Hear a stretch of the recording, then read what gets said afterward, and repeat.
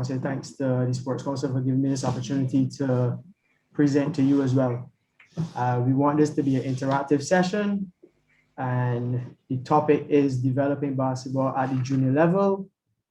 And a lot of the stuff that we speak about can actually relate to almost all the other sports that are taught by the Sports Council as well. So hopefully we can all learn something from each other. And as I want to say throughout the presentation, is if you have any questions, since we are all online, just feel free to write them down so that at the end we can actually go through them one time so we don't stop what we're doing in between. So to say that, we're going to get started right away. We got a couple of slides and some videos in between as well. And again, hope we all can learn from it. So first slide we want to go on to is what we're talking about. We're talking about basketball, and we should all know what the sport of basketball is.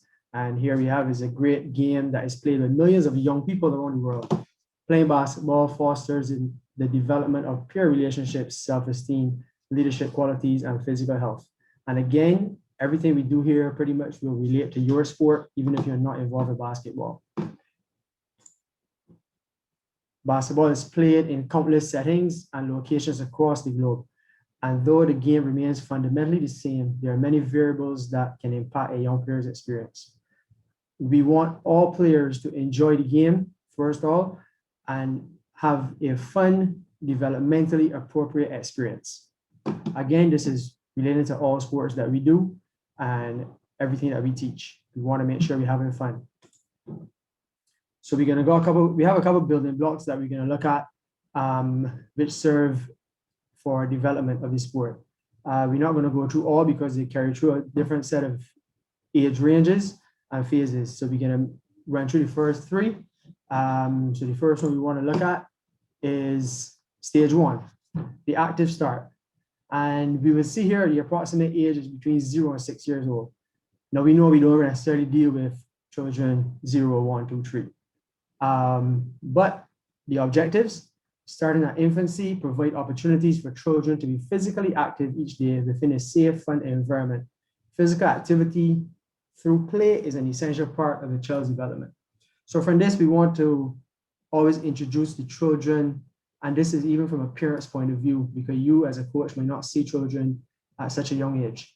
But even from a parent's point of view, and there are some sports where you start very young. Now, just getting children to be active at a young age, I really believe in that. Even if it's swimming, walking, running, jumping, even if you got sponge balls, spongy cricket bats, anything of this sort, pretty much in the environment. The younger a child is involved with sports in general, that child tends to take it on throughout their lives. And just being active really and truly at a young age really helps.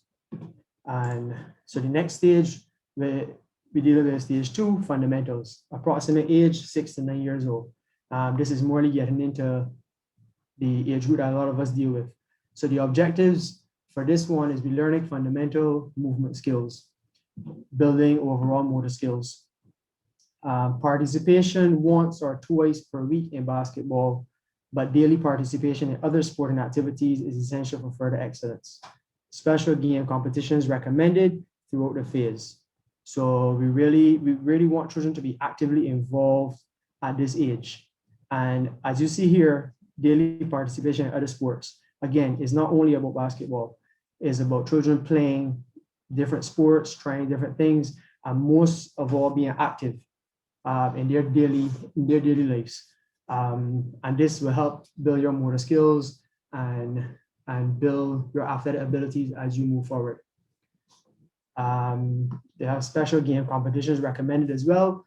And we will get a little bit into this when we deal with competitions a little later. Stage 3, learning to train. Approximate age, 9 to 12 years old. So the objectives of this is learning fundamental and basic basketball specific skills, build overall sport skills. Now we see here a 70 to 30 training to competition ratio is recommended. And this mainly deals with training for your sport and compare that to the games that you play.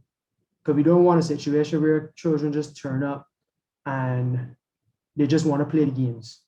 Or we sometimes we have competitions and children just turn up for the competition. There's no training taking place. We want to encourage that ratio when it comes to training and games. Divide actual competition between special games and five-on-five play. Try not to focus too much on the five-on-five competition until later in the phase. And later in the phase really means that 11, 12-year-old range. So you're not focusing solely on five-on-five games and so on. You do want competition because you don't want children to be just training all the time and then don't have anything pretty much to fall back on in terms of playing and being competitive and challenging and showing what they've learned. So this is something that can also be used with all other sports, as we said. So this is a short video here that was taken from the USA basketball and their youth movement, because over the last couple of years, they would have started trying to focus on a younger age group as well and implementing active lifestyles. So this is just a short video that you can feel free to view. We can play it now for a couple minutes. Basketball provides lifelong lessons and benefits, extending beyond the court. Sure, there are players that advance to the higher levels, but far more simply enjoy the game for what it is: fun. USA Basketball is on a mission to keep young people in the game longer based on 3 factors: fun, safety, and development. As coaches, it's up to us to guide players through their basketball journey. USA Basketball has created the Player Development Curriculum so that coaches can progress all players through the sport by developing their skills rather than relying on their age, grade, height, or gender. This model is designed to encourage the coach to focus on a young person's development in the sport rather than base outcomes on wins or losses. That is what USA Basketball defines as progressive coaching. The USA Basketball Player Development Curriculum identifies 8 skill categories in basketball: ball handling and dribbling, footwork and body control, passing and receiving, rebounding, screening, shooting, team defense concepts, team offense concepts.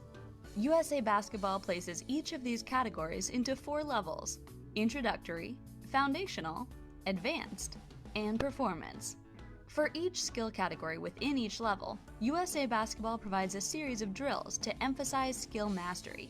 Of course, there are countless drills available. However, progressing players through each drill, skill, and level properly is quite possibly one of the most beneficial things you can do for your players. Here's how this philosophy looks in practice.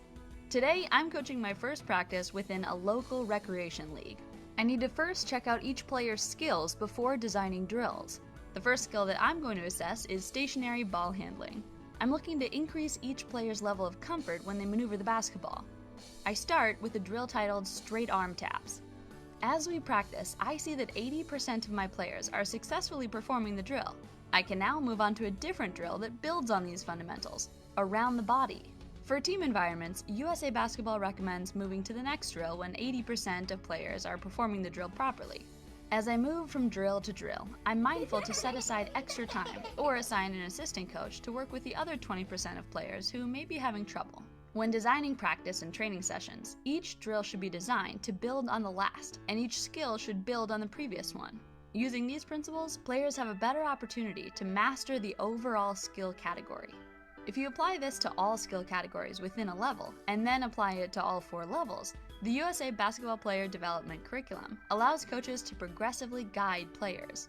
Players are learning at all different levels throughout the curriculum. It's possible to be at the performance level in one skill, but at the foundational level in another. As coaches, we have a direct impact on a young person's progression through basketball. A few great experiences can keep a child in the game for life. A few poor experiences could cause the child to leave basketball, or even worse, drop out of sports altogether.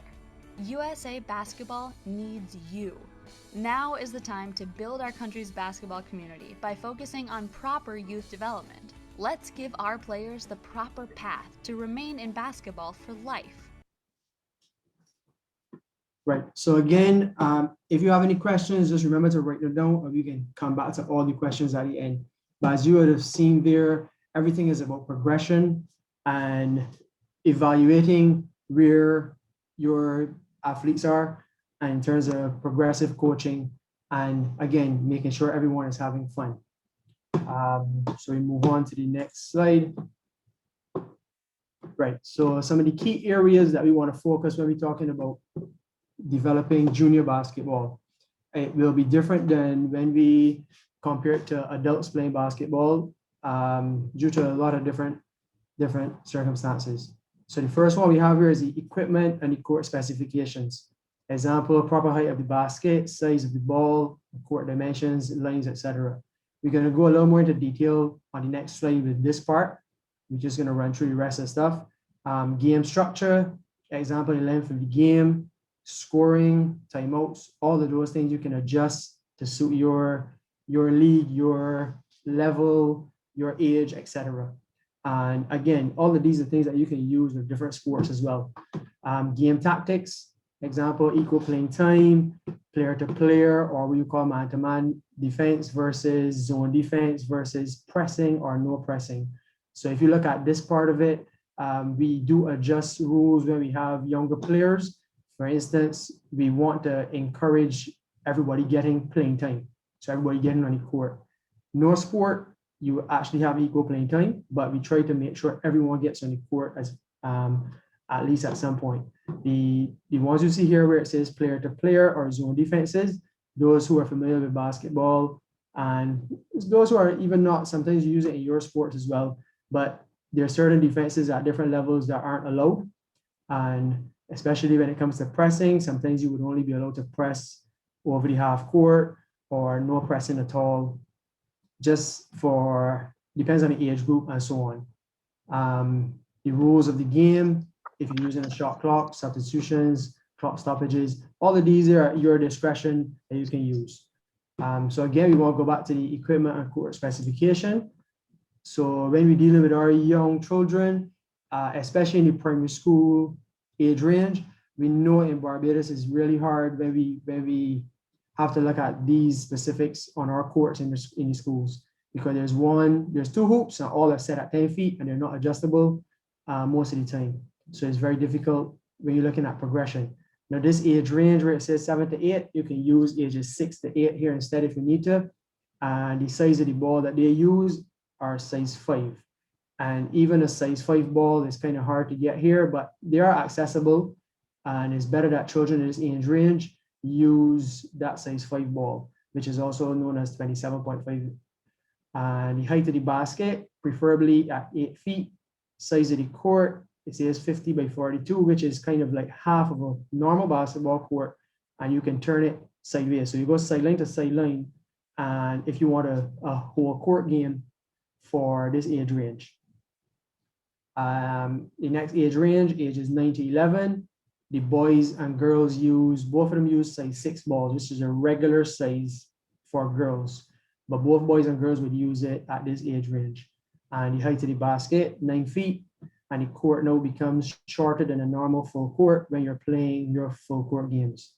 In a perfect world, we would have our primary schools set up like this in terms of hoops that can adjust court. The court is not a problem because you can just bring 40 hoops once you have the hoops. And the next age range, 12 to 14, which we will consider our secondary school now. We go into the first form, even second form. Girls use size 6 balls, which are the regular size ball they use as they become adults, and the boys use size 7. And the hoop is a normal 10 feet. The court can be a little shorter if needed. And now you have a 3-point line, if you see here, which is a little shorter than the regular one, but now you can actually add in a 3-point line for this age group. Again, we can take questions after if any of you have them. But this is ideally, say you have children starting at this age, from 6 to 9, 6 to 8, then they can progress all the way up the ladder. A lot of times we have children starting basketball at this age, so it's very hard to go backwards and incorporate everyone. So, sometimes you try to let them use a small ball at least for a little while till they get used to it and then move up a little faster than normal. So now the rationale behind it.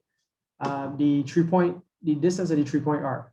For 6 to 11-year-olds, although the 3-point arc may exist on the court itself, you will see it painted. All baskets made will only count for 2 points. So although we have a 3-point line on the court, we usually still play our games and count them as 2 points for that age group between 6 and 11. The free throw line is a little shorter, usually 14 feet. It usually increases the success rates and develops proper shooting form. Scoring, all field goals, all baskets made between for 6 to 11-year-olds are worth 2 points, as we went through earlier. And we want to encourage children to shoot with developmentally appropriate range. So trying to shoot within their range. So we do not include 3-point shots for that age range. And the size of the ball, a smaller basketball for younger age is advised due to the size of the child's hands and as well as their developing skill level. So a smaller ball allows them to have better control and a better success rate as well.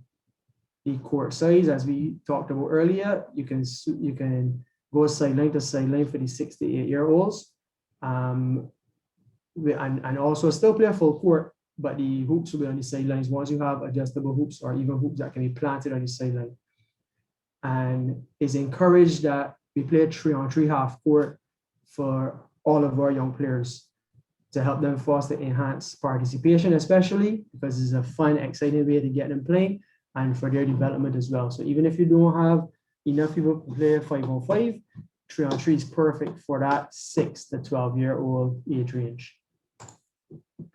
And for all the young coaches out there and teachers and stuff, and even other sports other than basketball, this is just a few drills with some very young children that you can view, and we will see all the fundamental movements. And I want you to observe the video if you can. After the video, I want you to let me know if there's anything you observed about this session by the coach and by the players.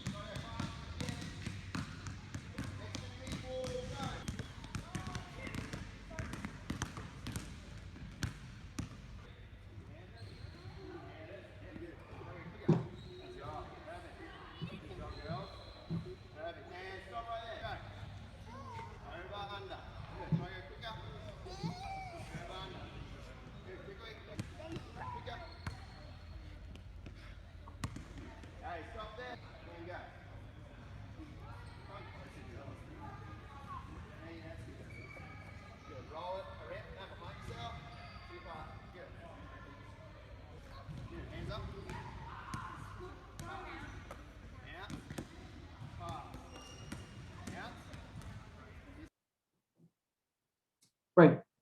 So after watching the video, what are some of the things that you observed in the video?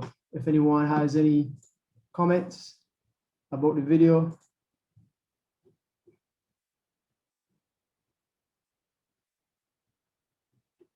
You could turn on your mic and say anything. I see some stuff in the chat. I'm not sure if that is related to it.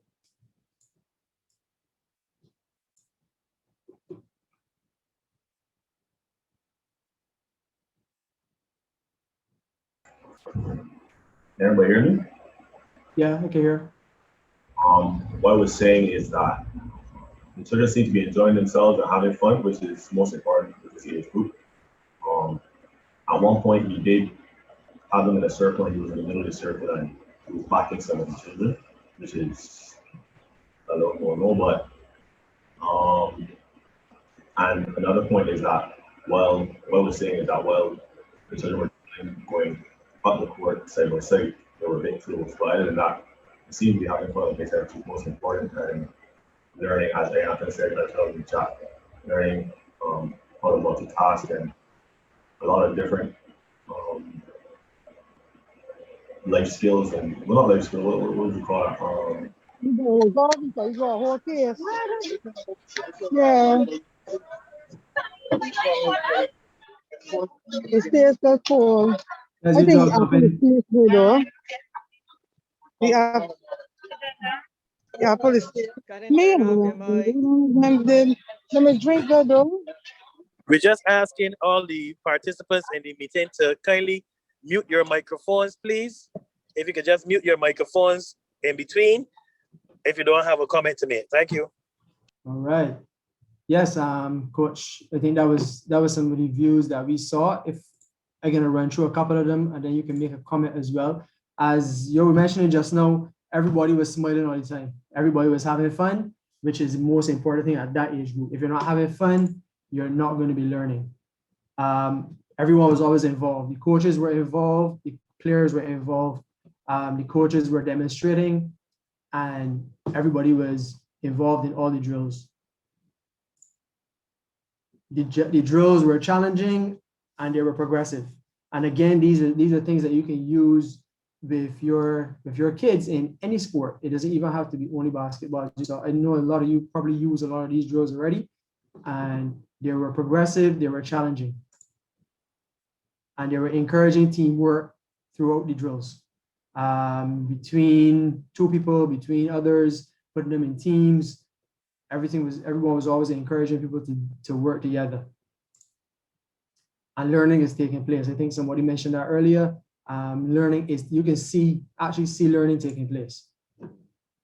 And then we mentioned this one where the coaches would demonstrate. And one of the other things was the coach had a plan. If you realize the coach had his plan in his hand, and especially working with young kids, you always want to have your plan laid out in terms of what it is you want to do, what you want to accomplish, and the session can just run a lot smoother, especially with young children at that age where they're always moving around. Anybody got anything else to add on this one before we move forward?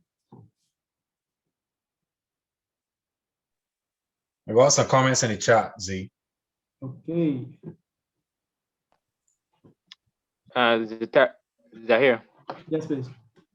We're just saying that everybody had a ball and it was varied to add to for fun. Right, that's actually one of the things that I was gonna put in the notes, but I didn't bother that each person had a ball because the group wasn't too big either. So everybody had a ball and they were involved within their group. So while everyone was working at the same time. No one had time to just stand up and watch. And you know how children is zone out. Zahir, I was thinking some of the balls look kind of large though for the kids. I guess yes, some of them were, but again, sometimes we can't get away from that depending on the equipment we have. But again, they should be using the size 5 ball because they're that age group. But again, if we don't have anything else, you can even do a lot of those things with tennis balls if you need to, etc. All right, thanks. Let me move on to the next slide. Right, so within the sport of basketball, mainly we're speaking about today, We want to know what can we do as PE teachers, coaches going forward in terms of developing basketball at this junior level. We know we do not have a junior schools basketball league that is only really taking place in terms of the ball sports. We have netball, cricket, football, which are the more popular ones. We know we want to get started with the basketball, volleyball, etc. In terms of main team sports we're speaking about. So what are some of the things that we can do? We definitely need to increase the pool in both boys and girls. And again, this can go across the board for all sports. We are a small island, we are always sharing, but we need to increase the pool in terms of young athletes on the whole in every sport. We need to increase participation. So how are we going to increase the pool? One of the things we can do is encourage our young athletes to play multiple sports while encouraging all young people to become active in any sport. So if you read carefully again, people that are playing sports already, if you have a person who's a footballer, who's a netballer, who's a basketballer, you encourage them to play other sports.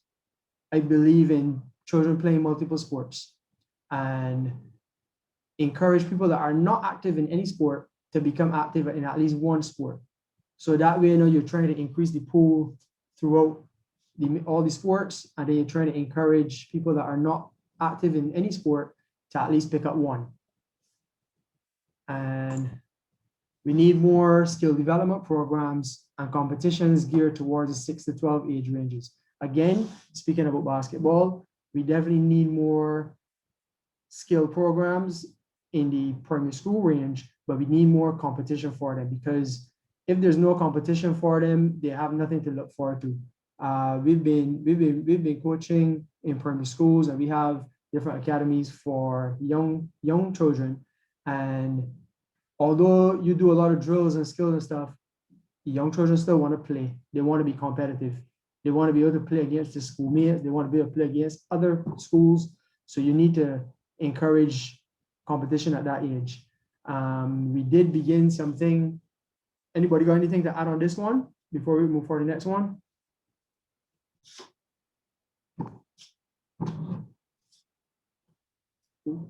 Nope. Okay. Z, Yeah. now that we're here and have most of the teachers and young coaches, if we can get feedback on what will be a good time of the year to have a competition for this age range in the schools. Right. That's something that we do over the last couple of years. That's my next slide is actually one that we do, and also the rallies that we hold at the Sports Council as well. We try to hold rallies, and it's not been consistent. So again, that's what Cosmo was asking, what is the best time to do it for the primary schools? And this rally means that if we got a particular date at the gymnasium or wherever we have it, then the school brings their players, and when they get there, they pretty much participate in competition all day. And again, these are for beginners, people that played before, boys, girls, it doesn't really matter at that primary school age range. So we can take those questions after, though, if the teachers can just come together. Well, not come together, but you give your opinion in terms of time of the year you think suits best. This next one is pretty much something that we try to do with next generation.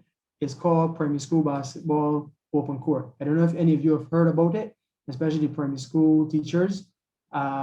Is PBOC, and the main focus of it was to get into the primary schools and not necessarily inviting the schools as one, but inviting anyone interested, because even with the rallies, we find it difficult that the teachers can actually bring out the students all on one day, etc.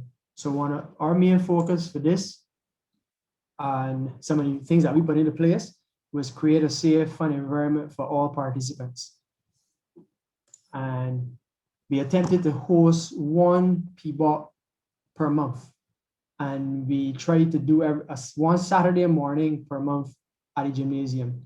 Up to the last one we did, which was actually last year, February, pre-COVID, was the last one we did, and that was our 10th that we did. So we had 10 of them, one a month before that.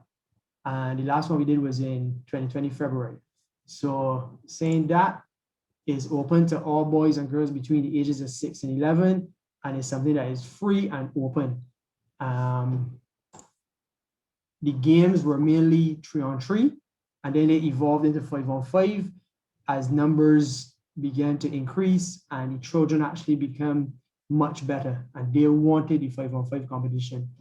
And the emphasis was making sure that all of them participated in the games. So what we did was we had children 6, 7, 8 in one group, and then children 9, 10, 11 in one group. They were played separately.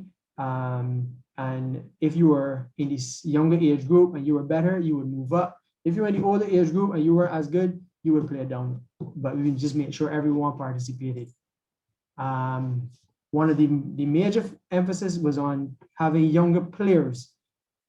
Younger players meaning national players, players who would be over 12 years old, teenagers, people that play under 16, under 19 basketball, to come in and help coach, officiate, etc. Now, again, this is things that can work with all sports. So they assisted with the scoring, with officiating, with coaching, they volunteered, etc. We also had young coaches who were there helping out in terms of coaching, scoring, and just generally supervising children. So we try to make it where players get accustomed to refereeing and dealing with younger people in terms of coaching, and just trying to start the process earlier for everyone. So the players that would come in between 6 and 11, if we had an event on Saturday, they would just turn up to the venue. It was a gymnasium. We would work with whoever came by the cutoff time. Then we would have a group and we would pick the teams, and then that would be your team for the day, and we would play a competition between them. The young coaches who came, the young players who came to volunteer, we would assign them to a team and they'll be responsible for that team for the day. One of the other things is we had assistants from sports council coaches as well. They will be there on Saturday mornings. We had assistants from the BABA Referees Association, the BABA itself. You know, once they had time, they would pass through, everybody would assist. Now, this was one way to create a tournament setting for the children. It was open to anybody who wanted to come, who wanted to show up. Now, this was after the rallies that we had at the Sports Council as well. So this was something different, and both of them can work. So we were hoping that this is something that can continue in the future.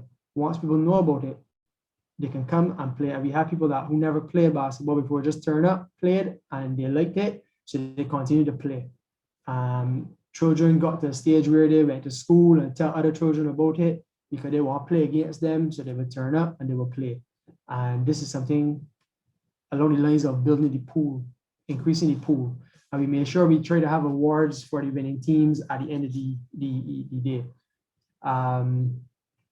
So hopefully we can continue this. And this would also be similar to how we were set at the rally as well. So we pretty much got everybody working together. And this is a short video on how one of the videos for the CMP bot that will show, this is our last video. All right, guys. Good morning. Good morning. Yes. All right.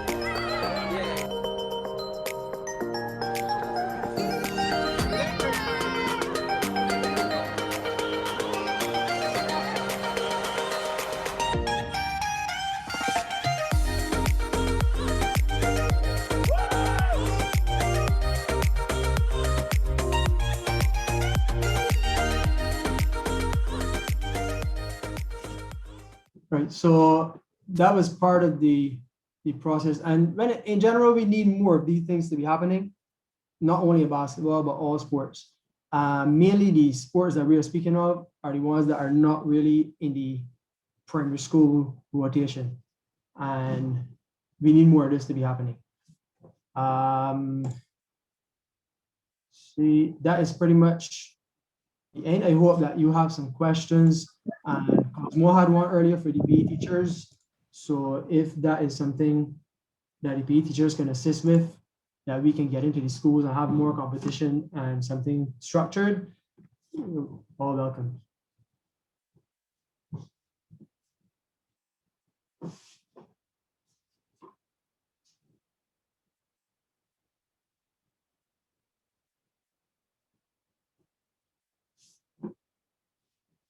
So anybody has any questions on anything we did before?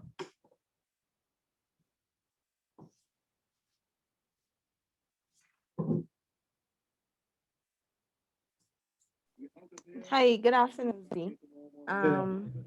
So I would have had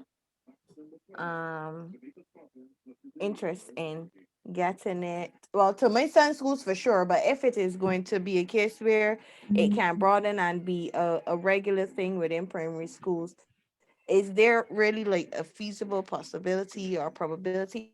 And if so, how would it be made possible in order to actually get the program running through the primary schools?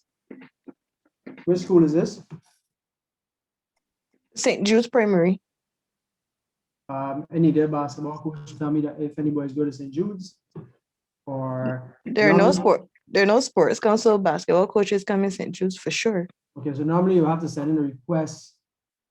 I guess other sports come there, so you have to send in a request, and I guess Mr. Topping will be able to guide you better on how the request works. Oh, okay, no problem. I made several attempts to get a program at St. Jude's up and running. It didn't seem feasible. I was not given a reason why. It doesn't seem as though basketball is more popular in the school than any of the other sports they already have, and therefore it never got up and running. I don't know if it was a timing thing or if they're just not interested, but that is obviously a major issue. We first have to find out if the schools are actually interested in having a basketball program, and it just didn't seem feasible. So I tried 2 consecutive years, and it was basically up to the principal. And at the end of the day, I was told it's not possible. So I don't know what else you need to do.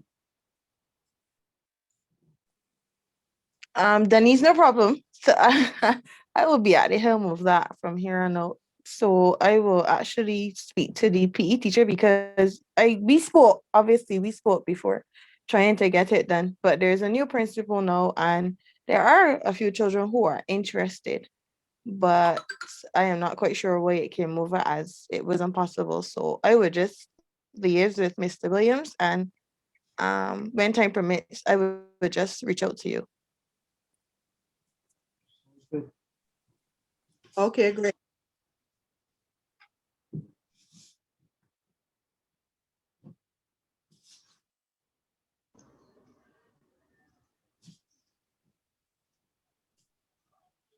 So any of the PE teachers have problems in their schools with equipment and so on that they can at least get their program started? And what do you think about us having some kind of primary school rally competition, etc., going forward when hopefully when we return to normal? Any ideas, anything that you think we can do to make that happen? How about and I did just go across memory. A how do I put this? A inter-primary school people.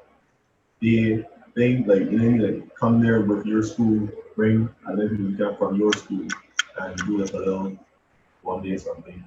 Would that be something that would be possible, or would that? Well, even if it takes like a little bit of planning beforehand, well, everything takes planning beforehand. You know, what I mean? Like, more planning than a normal people would. Just like a little bit more preparation than normal. And have like a day, like let's say a school day or evening or Friday evening, or not Friday, but Saturday, whatever. Just well, with your school and your PE uniform or whatever, and just have people do something like that. Right. That's actually what Cosmo had mentioned earlier when he was asking the teachers when is the best time for you, in your opinion, because we do have rallies. We invite schools. Some schools say they're coming and they don't turn up. It's not, we don't really want to make the schools come out on Saturdays because that is a little more difficult. So we thought it would be easier for them to come out while they're at school. So even if it's the end of a term, when nothing much is going on, they can come for a day, bring their school in the morning, and we just have a set of games, even if it's 3-on-3, 5-on-5, different age groups, etc. We have done a couple of those in the past. And so that's what we was asking earlier, what do you think is the best time for something like that to happen? We know we have the cricket one term, we have football one term. It's just a matter of the end of the term. You just want one day even. So any ideas?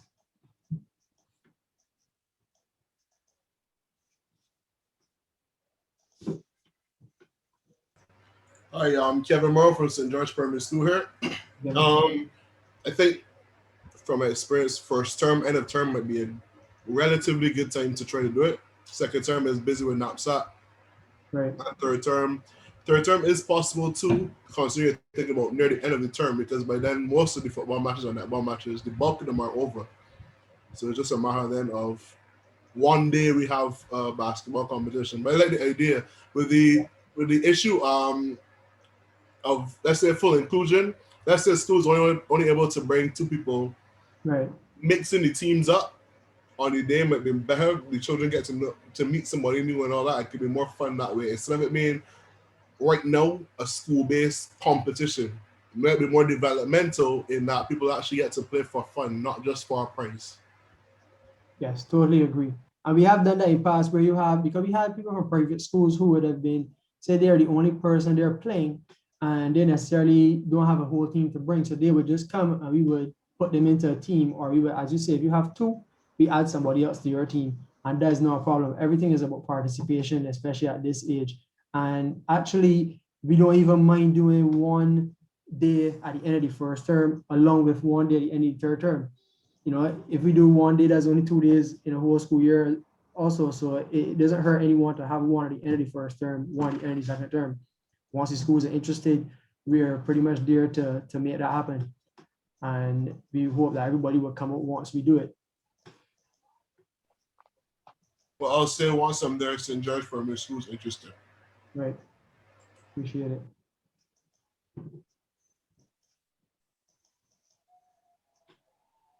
Well, Katani Masker here. I support the idea as well. I think basketball definitely is a social sport that youngsters will be involved in for a long time, builds confidence and all that. I myself didn't have the experience, and I agree with you growing up to play a lot of it. And I agree with you that doing multiple sports at a young age is very important for the development of physical activity and coordination and confidence, as well as the social aspect of it. So just like how Morel, he didn't mention that he did has a rugby program, and I tried it the first time at school that I was at, and it was okay. I could play at the end of a term, and maybe you might have to have a teacher sort of iron it for the future and do basic skills, so that by the time the experience rolls around, then that the children will be a little bit more comfortable. But I also support it, long and short. Right.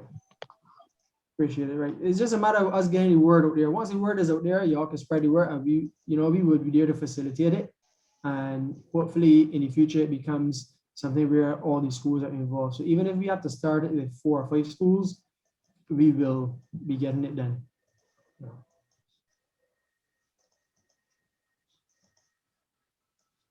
So any other questions over there? I don't know, Mr. Toppin, any more questions? I don't know anything else you got planned.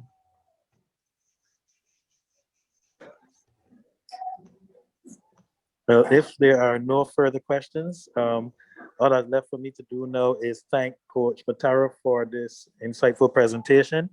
It has been quite educational. I think that we have covered quite a bit, and we do have some material that we can work with as it relates to developing basketball going forward. So I want to thank everyone for being a part of this presentation.